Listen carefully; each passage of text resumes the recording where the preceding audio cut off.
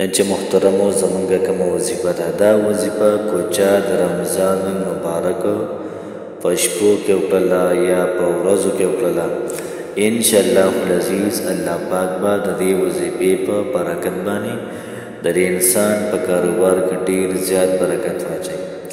یاد ساتئ محترمو کله چا د کاروبار مسله وي کله چا د رزق مسله وي کله چا د مال و دولت مسله وي یا کوئی چا ہوٹل کلا وي دغه رنګې رسټورانټ وي سکول وي کالج وي هغه چلیږي نه د هغې دپاره محترمو په دا یې وظیفه کړله انشاءالله العزیز تاسو به تماشه کوئ چې الله پاک ستاسو کاروبار څنګه چلی ستاسو نوکري څنګه برابروي الله پاک به ستاسو د پیسو ستاسو د رزق تمامې مسلې دا به حل کړي. د دې سره سره محترمو څومره چې ستاسو حاجات دي تمام حاجات به الله پاک په آسان طریقې سره پوره کړي او څومره ستاسو مشکلات دي تمام مشکلات به الله پاک ختم کړي.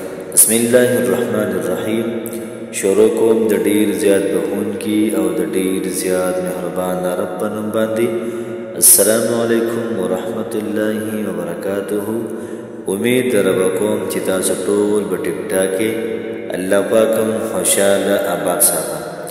نن چې محترمو زموږ کوم وظیفه ده د رمضان المبارک په شپو کې یا په ورځو کې تاسو دا وظیفه وکړله که چا دا وظیفه وکړله الله پاک به ستاسو کاروبار کې ترقي ور واچوي. دغه رنګې الله پاک به ستاسو روزګار محترمو به روان کړي. الله پاک به ستاسو د رزق دا مسله به ختمه کړي.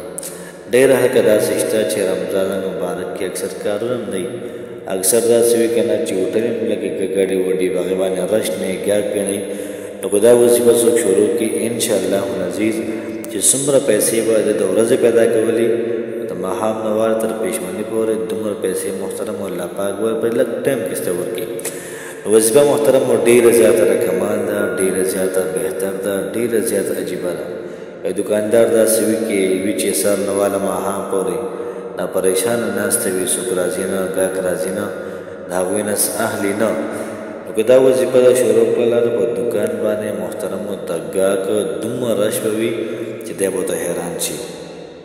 ډېر حقه داسې وي چې د هغوی به دسترخوان باندې یوه روټۍ وي لږ شان سالن وي نو که دا وظیفه کوي انشاءالله العزیز الله پاک بوله دغه معاشي لیول چې کوم دی دا به له محترمو الله پاک اوچت کړي الله پاک محترمو دا مالداره کړي. نو که تاسو مالداري غواړئ دا وظیفه ستاسو لپاره ده. که تاسو هم کاروبار غواړئ تاسو روزګار غواړئ دغه رنګې تاسو بهترین رزق غواړئ تاسو بهترین نوکري غواړئ دا وظیفه شروع کړئ په اخلاص باندې. یاد ساتئ محترمو چې په داسې ترتیب باندې موږ دا وظیفه وکړو چې موږ وظیفه کله کوو زموږ دا تصور یې دا سوچ چې الله پاک موږ ایني او زه سوی یم الله پاک یې اوري. بس دغه تصور تاسو خپل کړئ انشاءالله العزیز انشاءالله الله پاک به ستاسو وظایف دا به لازما قبلوي. یاد ساتئ محترمو زموږ د چینل چې څومره وظایف دي تاسو ټولو ته د هغې اجازت ده چې دا پیغام تاسو نور مخکې خلکو سره شیر کړئ. زموږ مطلب دا ده چې د الله پاک مخلوقات دا په ذکر باندې راشي. د الله پاک څومره مخلوقات دي څومره انسانان دي دا د قرآن مجید په تلاوت باندې راشي.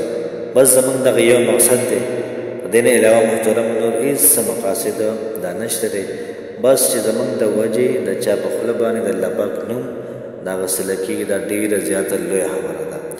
کوشش وکړئ محترمو چې دا وظیفه په خپله موقع ملګرو سره هم شیر کړئ. وظیفه دا سره د سورة الفتح چې کوم لومبی آیت دی انا فتحنا لك فتحا مبینا بس صرف دغه یو آیت دا تاسو سل پیرې ووایئ. دې نه مخکې وروسته څوارلس پیرې دا درود ابراهیمي ووایئ او د دې سره سره درېیمه کلمو سره سل پیرې ووایئ سبحان الله والحمد لله ولا اله الا الله والله اکبر ولا حول ولا قوة الا بالله العلي العظيم.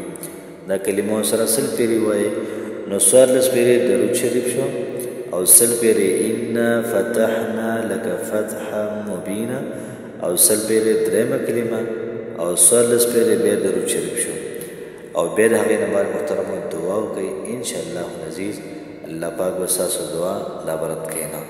الله پاک هم خوشحاله آباد ساته. السلام علیکم ورحمت الله وبرکاته.